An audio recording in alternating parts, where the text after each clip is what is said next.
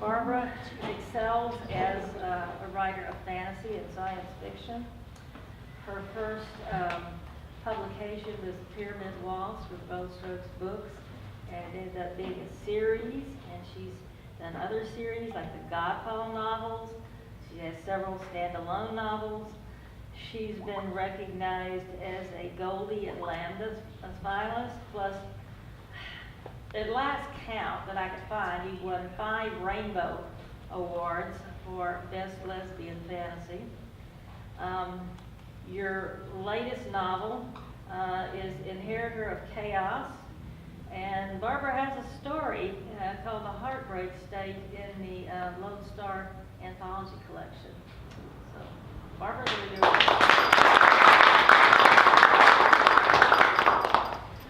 You want to put a chair for you? No, I'm fine with the thing. I don't think I need that anyway. I project very well. So Inheritors of Chaos, my newest book, is actually the 4th in the Godfall series.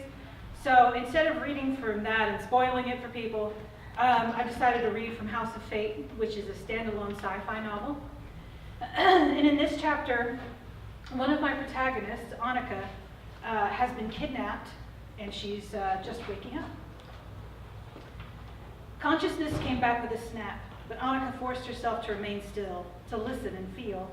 The surface under her was soft, but she felt nothing against her sides, head, or feet. Probably a mattress rather than a sofa or any other piece of furniture. Slight heat coming from her left side told her she wasn't alone, but whoever it was wasn't moving either. By the faint odor of cologne, it was her fiancé, Noel. She heard the hum of air reclamators and smelled a slight tang of antiseptic. Possibly a med bay, though she didn't hear the sound of biobeds or other equipment. A slight vibration carried through the bed, humming ever so slightly in the surrounding walls. They were aboard a ship. Her grandmother would tell her to stay cautious. She heard nothing else, no one shifting, but even if they were alone, there could be cameras or other sensors. She flexed the muscles in her calves and back. She was wearing clothing, but not the dress she'd been taken in. The feel and pull of it indicated some kind of bodysuit with a tighter fit. Whoever had taken her probably feared a concealed weapon in her clothing. They were prepared, but they couldn't know everything she could do. Not even her grandmother knew everything. It was time to put on a show. She rolled her head to and fro, moaning and frowning in mock pain and confusion. She sat up slowly, squinting at her surroundings and blinking in what she hoped passed for surprise. They'd taken pains to make a comfortable room, at least. She and Noel lay side by side on a bed, both of them dressed in soft jumpsuits of black fabric, something lightweight that they'd have a hard time making a weapon out of, though she suspected her captors considered that a dubious possibility. If this was her family's plan, they would have known she didn't need a weapon. The mattress underneath them was bare, a solid piece of foam. All the other furniture had the sheen of plastic, and she noticed bolts securing it to the floor. She looked to Noel and shook him as a panicked person might. He'd be a helpful distraction and make whoever was watching them have to look in 2 directions at once. He snored loudly, then smacked his lips before setting up, and either he was a far better actor than she could ever hope to be, or his surprise was genuine. Where? He launched off the bed and slipped, turning a full circle before looking at her with wide eyes. Your guardian attacked me, he said. Where are we? Where's Judith? I don't know, she said, making her eyes fill with tears. When Ferret grabbed you, I ran after you. She blinked so the tears would dribble down her cheeks. Judith was fighting, and I told Ferret to let you go. His face softened, and he approached the bed gently. I'm sorry, Annika, don't cry, he said. You didn't know about any of this? Of course not, she said. Oh, poor Ferret. He had to have been manipulated in some way. But by whom? Together they looked around. She didn't recognize anything from their surroundings, but maybe he would. He tiptoed through the room and tried the door controls, but of course it didn't budge. He knocked on the metal surface and called, hello? It almost made her chuckle, and she knew she would have had a very hard time doing anything nasty to him if all had gone according to plan. And then, even while not knowing anything about where they were or what was happening, a sense of relief washed over her. Noel hugged his elbows. There's no window, he said, but I could feel the engines through my feet, so I think we're on a ship. She nodded slowly, and her estimation for him went up a notch. She'd half expected him to collapse into a puddle and cry his eyes out, but maybe that was still her grandmother talking. Keep calm and you will not be harmed, a female voice said over a hidden speaker. Who are you? Noel called. The voice fell silent. If their kidnappers needed leverage, the hostages needed to remain alive and in one piece, at least until they'd outlived their usefulness. Annika didn't intend to let things get that far. She looked to Noel and saw the complication there. To escape, she'd have to betray some of her hidden skills. Of course, if this was her family work, the marriage was probably out of the window, and she could show Noel who she really was. But if the kidnapping wasn't the work of her family, the marriage might still continue. Her grandmother's wisdom was silent on the matter. Of all the times she'd had Annika fight her way out of various situations, there'd never been anyone she cared about with her. But her grandmother didn't expect her to care about anyone. When she first met Noel and Judith, Annika hadn't anticipated coming to care for them either. But Noel had been open and friendly, far different from anyone Annika had ever met. At first, Annika had only noticed Judith's attractiveness, but their second meeting had come after a particularly brutal training session. Annika had been clumsy, leaving an opening, and her grandmother had broken her rib. Leaving it broken for a day was her punishment, and though she tried to hide it, her pain had shown through her expression. She told Noel and Judith she'd fallen, that she didn't want to admit her clumsiness to the doctor. They'd argued, but when she was adamant, Judith had tenderly bound her ribs, saying she'd learned how in battlefield training. Her hands had been steady and sure. Even with the pain, each time Judith's hands had grazed the bare flesh beneath Annika's bra, little jolts of flame shot through her. When Judith had finished binding the ribs, her gaze traveled up Annika's body as if she'd been fighting the urge to let her eyes wander and had finally lost. When their eyes met, Judith had looked away quickly, but Annika had seen the desire there. And then Noel had told her silly jokes to make her smile, and she thought, how could she hate these two enough to kill them?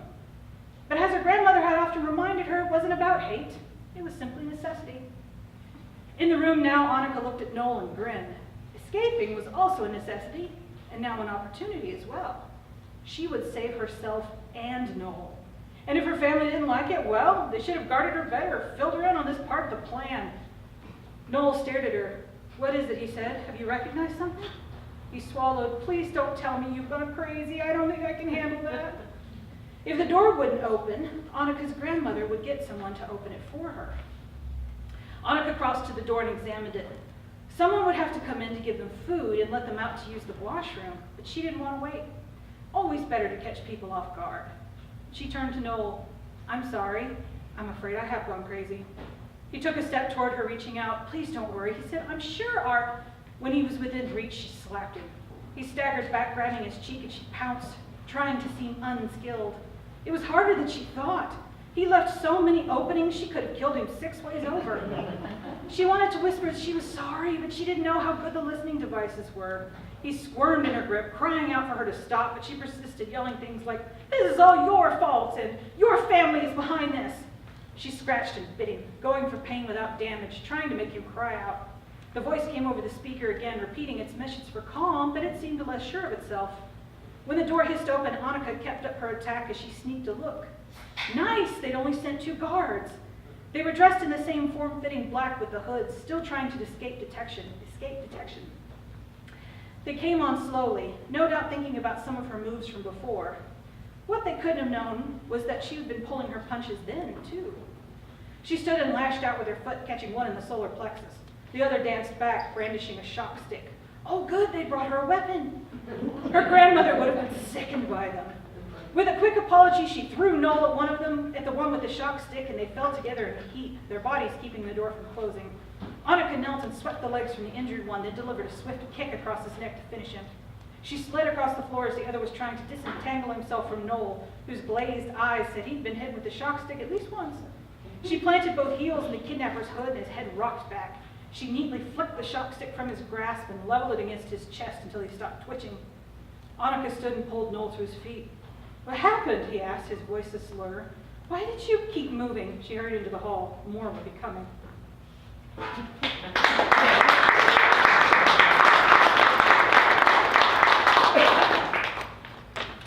Any questions for Barbara? Oh, sorry.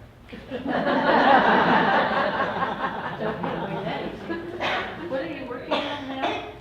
Now I'm working on a standalone fantasy comedy called Not Your Average Love Spell. It should be out later this year sometime. Anything going to follow that Tangled The Tattered Land? Netherlands? I don't have any plans to write a sequel yet.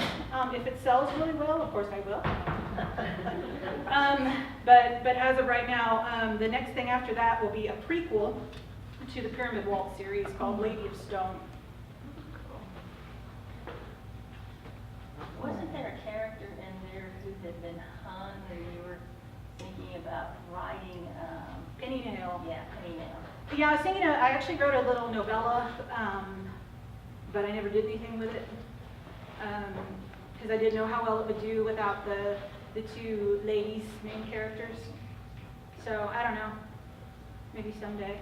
It's gathering dust right now. Yeah, well, you know, it's on my hard drive, so gathering